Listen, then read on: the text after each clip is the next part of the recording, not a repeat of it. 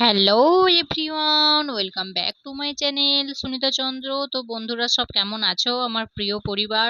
তো আমার ফেসবুকে তো আমি সাকসেস মোটামুটি পেয়ে গেছি, কিন্তু জানি না ইউটিউবে কোনোদিনও পাবো কি না।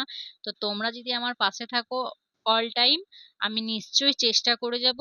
তোমরা পাশে থাকলে হবেই, আমার সাফল্যের পথে আমি একদিন যাবই, ঠিক আছে? তো দেখো, বর্ষাকাল মানেই এই জামা কাপড় মেলা আর তোলা, একটাই কাজ।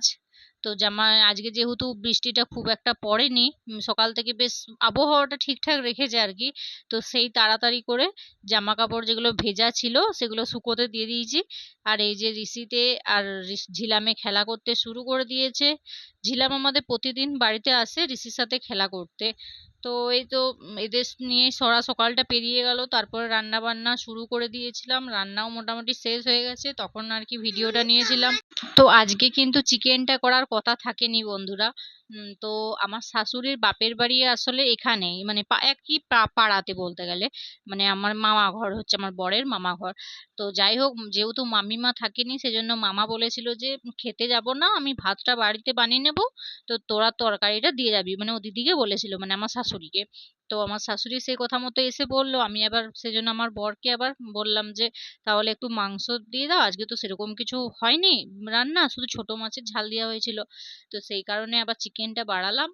তো চিকেন তো আমার প্রত্যেক দিন খাওয়া হয়ে যাচ্ছে, প্রত্যেকটা দিন সেই কবের থেকে ফিস্ট হয়েছে কবের থেকে খাচ্ছি চিকেন। তো যাই হোক, আমার তো চিকেনে কোনো অরুচি নেই, সেজন্য আবার আজকেও চিকেন হয়ে গেল। চিকেন কষা কষাই করেছিলাম। এই যে দেখো, আবার দইও তো আছে, প্রতিদিন তো দইটা থাকেই আমাদের, টক দই আনে, কিন্তু টক দই নামেই আনে, কিন্তু টক দই কিন্তু কেউই খায় না, সবাই চিনি মিশিয়ে খায়। কিন্তু সেটা কিন্তু উপকারটা থাকেই না বলতে গেলে।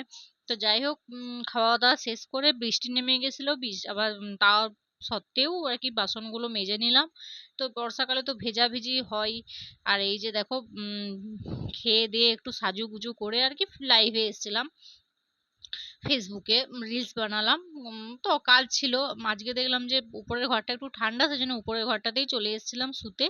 আর এইসব কায়দা কানুন করছিলাম, তো তোমাদেরকেও একটু দেখিয়ে দিলাম সেজন্য, যে শাড়ি পরেছি বলে।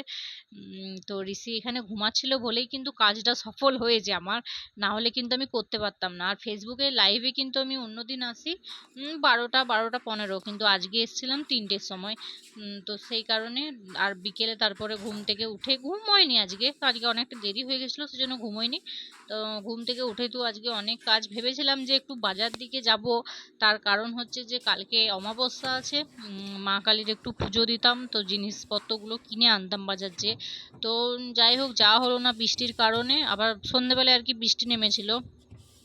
তো সে কারণে তোমার দাদা ভাইকে আর কি পয়সা দিয়ে দিয়েছিলাম যে এনে দিবে, কালকে পুজো করাতে যাবো। তো আমার না অনেক দিন হয়ে গেল ফ্রিজটা মোছা হয়নি। তো তোমরা কে কি দিয়ে ফ্রিজ মুছো আমাকে একটু বলবে। আমি কিন্তু খাবার সোডা দিয়েই মুছি ফ্রিজটা। তো আজকে না বরফটা গলে প্রচুর জল হয়ে গেছিলো, সেজন্য এমনি কানি দিয়ে আর কি মুছে দিলাম একটা। কিন্তু ফ্রিজটা মুছে রাখলে কি সুন্দর পরিষ্কার লাগে। তো আজকে দেখলাম সেরকম খাবার ফাবার কিছু নেই, খালিই আছে। তো আমাদের এবারে রান্না পান্তা একটা ব্যাপার আছে, কার কার আছে একটু বলবে শ্রাবণ মাসে। তো সেই জন্য ফ্রিজ ফ্রিজ মুছে রেডি করে রাখলাম। তো কালকে আবার পুজো করাতে যাব, তোমার দাদাভাইকে পয়সা দিয়ে দিলাম, তোমাদেরকে তো বললামই। তো কি কি আনে দেখবো আবার রাত্রেবেলা। তো ফ্রিজটা মুছে আবার তেলে ভাজা করতে হবে।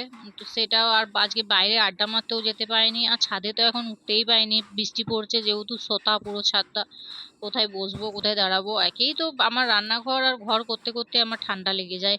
তো আর তো সেজন্য ছাদে এখন যেতেই পারছি না। তো যাই হোক, কারোর সাথে গল্পও এখন করতে পারলাম না, আজকেও যেতে পারিনি কারোর সাথে, নাহলে একটু রাস্তায় যেয়ে সবার কাছ সাথে কথা বলি। তো এই তো বেগনি তেলে ভাজা সব করতে হবে সন্ধ্যাবেলার জন্য মুড়ি খেতে। তো আমাদের এটা কিন্তু মধ্যবিত্তদের প্রতিদিনের অভ্যাস, মানে সন্ধ্যার টিফিন টাইমে আর কি চপ আর মুড়ি, তেলে ভাজা মুড়ি এগুলো খেতেই হবে। তো যাই হোক, এগুলো সব খাওয়া দাওয়া করে তারপরে দেখলাম মেঘ চলে এসেছে, তো বাজার দিকে বেরোবো বললাম, বেরোনো তো হলো না। তো আবার সন্ধ্যেবেলায় ঋষিকে পড়তে বসালাম, খাওয়া দাওয়া সব শেষ করে। ঋষিকে পড়তে বসাতে বসাতে দেরিই হয়ে যায়, আমার 8টা বেজে যায় বা 8:30 বেজে যায়। ওর পড়তে তো বেশি টাইম লাগে না। তো পড়ার নামে দেখো, একবারটি পড়ে নিল, তারপরে গোটা খাটটাকে কি করে রেখেছে, ঠাকুরের ছবি পেড়ে, কোথায় চাদর পেড়ে, কোথায় ব্যাগ কোথায় প্রচুর একবার, মানে চাদরটাকে কি